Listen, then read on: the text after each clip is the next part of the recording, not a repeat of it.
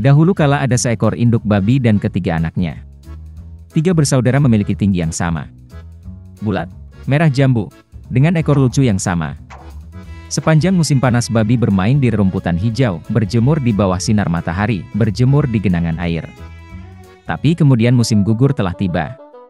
Suatu hari ibuku berkata sudah waktunya mereka memikirkan musim dingin. Dia meminta mereka untuk membangun rumah besar. Sang adik berkata bahwa musim dingin masih jauh. Kakak tengah berkata bahwa dia akan membangun rumahnya sendiri saat dibutuhkan. Dan sang kakak memutuskan untuk membangun rumah itu sendiri.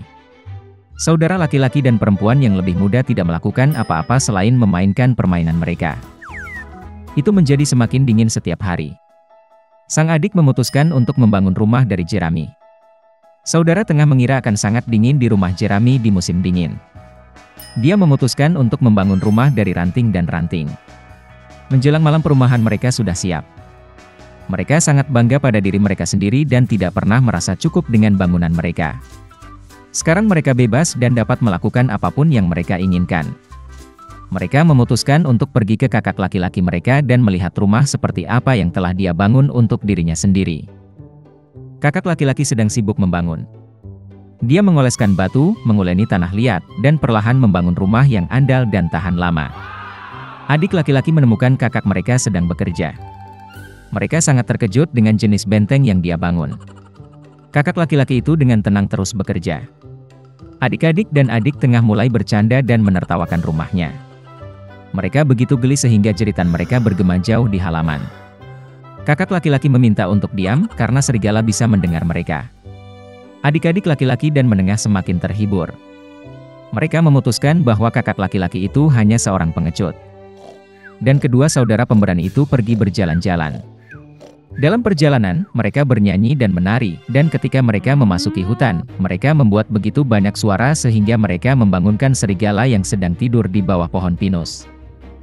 Serigala yang tidak puas dan lapar pergi ke tempat di mana jeritan dua babi bodoh itu datang. Saudara-saudara berjalan dengan riang dan berbicara tentang betapa mudahnya mereka menangani serigala. Dan tiba-tiba mereka melihat serigala hidup yang nyata. Dia berdiri di belakang pohon besar. Dia memiliki mata yang sangat jahat dan mulut bergigi besar. Saudara-saudara begitu ketakutan sehingga ekor mereka yang kurus gemetar dengan halus. Serigala bersiap untuk melompat, dia mengatupkan giginya dan mengedipkan mata kanannya. Anak-anak babi itu tiba-tiba tersadar dan, memekik melintasi hutan, bergegas melarikan diri. Mengumpulkan awan debu, mereka bergegas ke rumahnya masing-masing. Adik laki-laki itu berlari ke gubuknya yang beratap jerami dan membanting pintu di depan serigala. Serigala menggeram dan menuntut untuk membuka pintu. Adik laki-laki, karena takut, tidak bisa mengucapkan sepatah kata pun. Kemudian serigala mulai bertiup. Atap ringan segera terbang dari gubuk jerami. Serigala itu menarik napas dalam-dalam dan meniup untuk kedua kalinya, dan rumah jerami itu terbang ke segala arah. Serigala itu senang, mematahkan giginya dan menerkam adik laki-lakinya. Tapi babi itu dengan cekatan mengelak dan lari.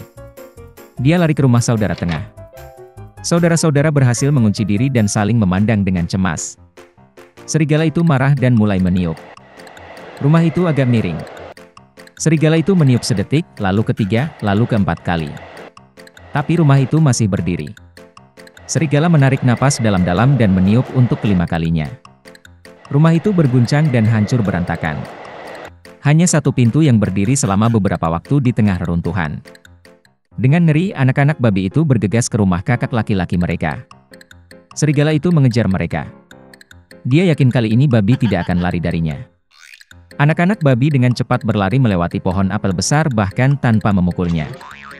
Dan serigala tidak sempat berbalik dan menabrak pohon apel yang menutupinya dengan apel. Satu apel keras menghantamnya di antara kedua matanya. Sebuah benjolan besar melonjak di dahi serigala. Pada saat ini, adik laki-laki dan tengah berhasil lari ke rumah kakak laki-laki mereka dan mengunci pintu. Serigala berlari ke pintu, menggeram dan menuntut untuk membuka pintu. Adik-adiknya sangat ketakutan dan tidak bisa membalasnya. Dan kakak laki-laki itu tahu bahwa dia dan saudara-saudaranya tidak perlu takut di rumah batu yang kokoh. Kemudian serigala menghirup lebih banyak udara dan meniup secepat yang dia bisa. Tapi tidak peduli seberapa banyak itu meledak, tidak ada satu batu pun yang bergerak. Dan kemudian dia melihat ke atas dan melihat cerobong asap besar dan lebar di atap. Dia dengan hati-hati naik ke atap dan mulai turun dari pipa.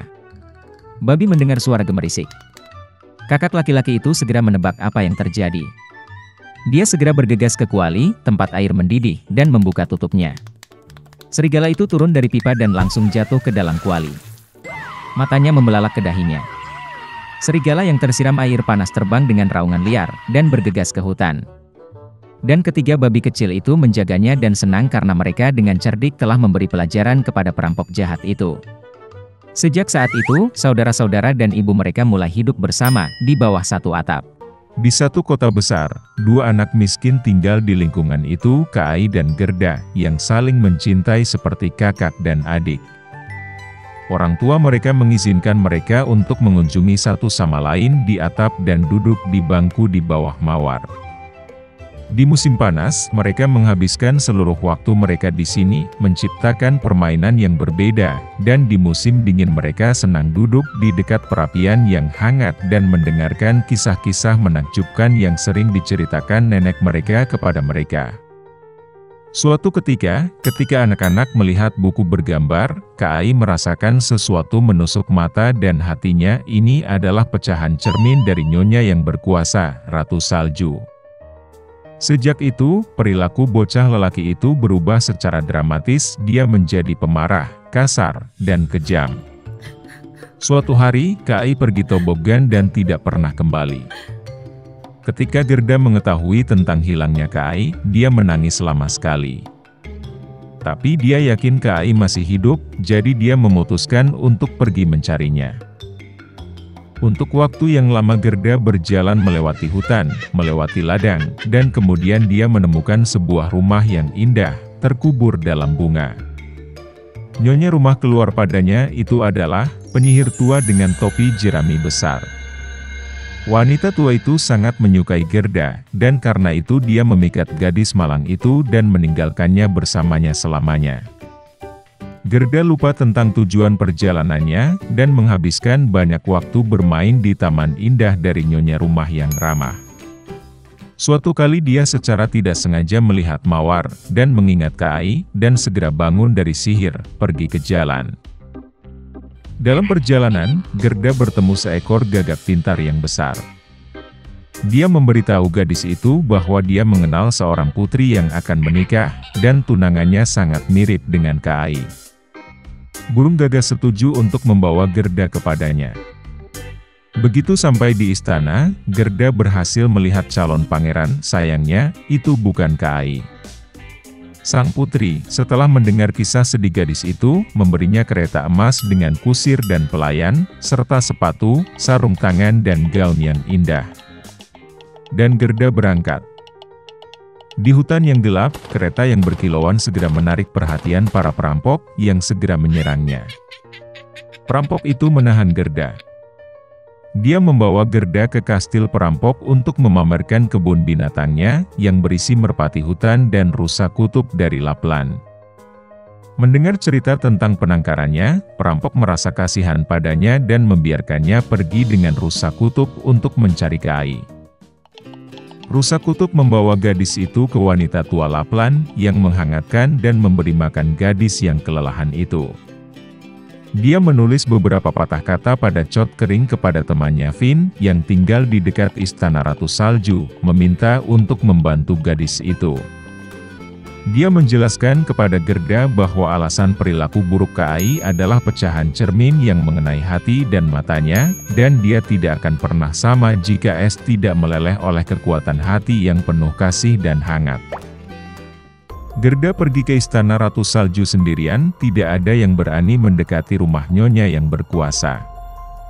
Dia sangat dingin dan ketakutan.